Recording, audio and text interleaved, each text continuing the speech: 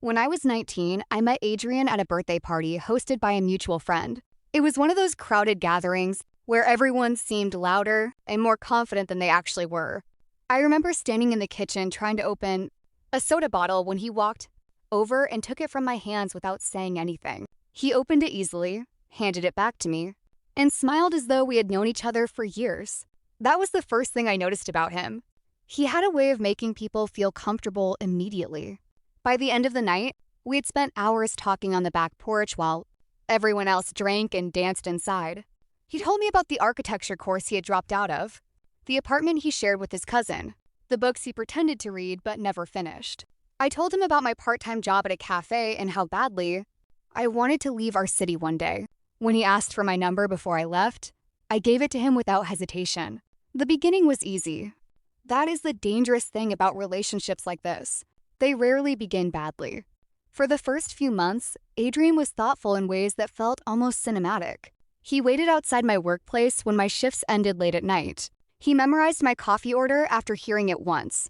He called me every morning before class just to ask whether I had eaten breakfast. Everyone loved him. My mother said he was polite. My friends thought he was attractive and charming.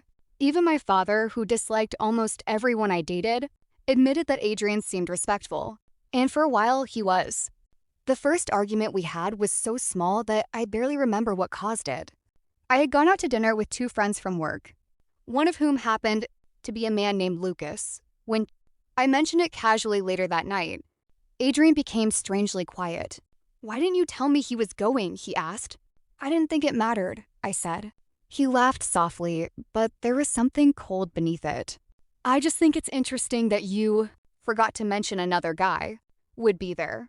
At first, I thought he was joking, but he continued bringing it up throughout the conversation until eventually I apologized simply to end the discussion. That became a pattern over time. Adrian never exploded immediately.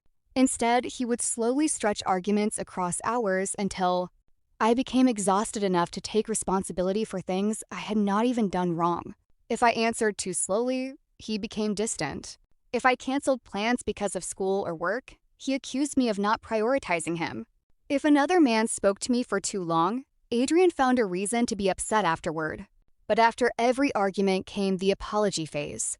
He would arrive at my apartment carrying flowers or coffee. He would hold my hands and say things like, "I only get scared because I care about